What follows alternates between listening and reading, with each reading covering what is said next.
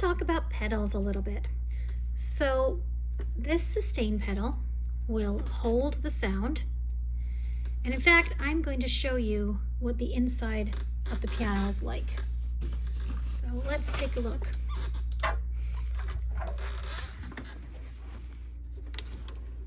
Inside the piano, we have all these hammers hitting the strings. And so if I play something on the piano,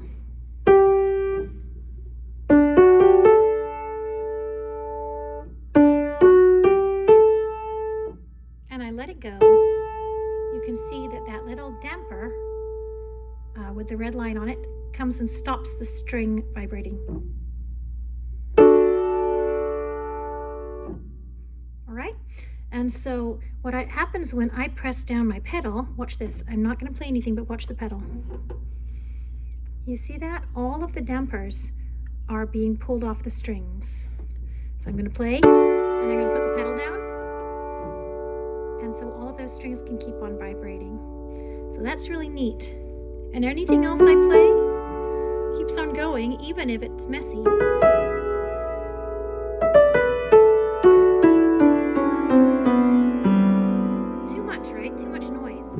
And so when we let go of the sustain pedal, it shuts down everything.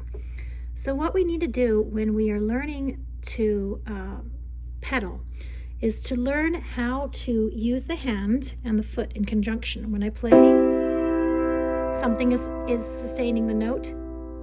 When I let go, it stops. But if I play and then I press the pedal and now I let go, you see that those hammers go back, but the dampers are still up and it's still sustaining. If I want another note to sound, I'm going to have to play another.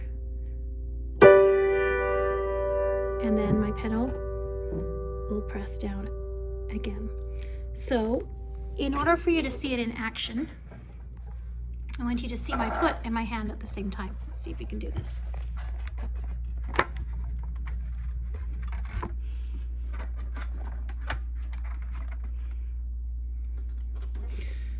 So either my hand has to keep pressing down or my foot has to be pressing down. Otherwise the sound will stop. If I let the hand go before I press the foot, there's no music playing.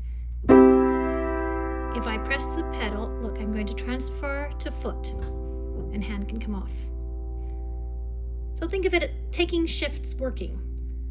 My foot is still working, so my hand can keep going. No, eventually the sound will almost die out because the strings vibrate for so long and then they'll stop. But normally when we're playing, the pedal will always take over when in between chords in the right hand. So let's say I want to do C, F, G chords. But if I do it with pedal, it sounds like this.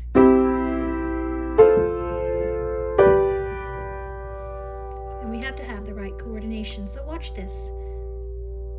Hands turn, foots turn. Hands turn, foots turn. Hands turn, foots turn. Hands turn, foots turn.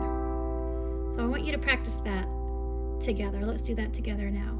Hands turn, foots turn. F, hands turn. Foots turn. G, hands turn.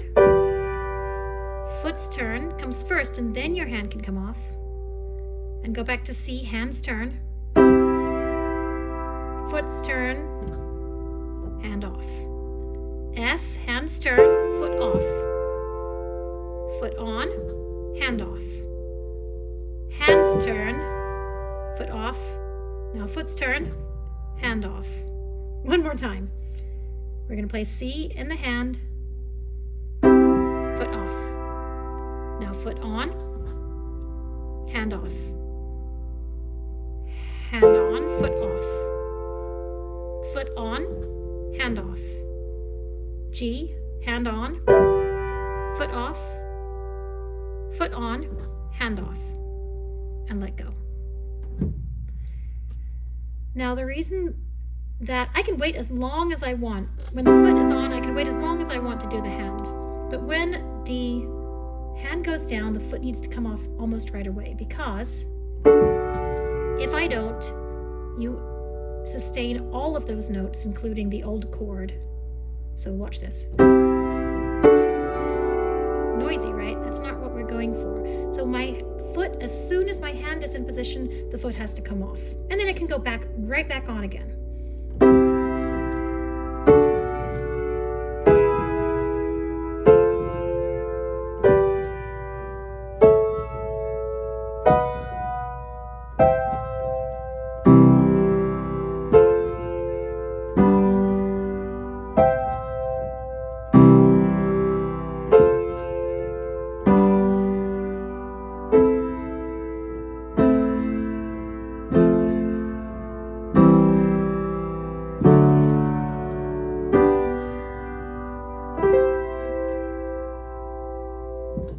And so what I want you to do is practice that, where you play a chord.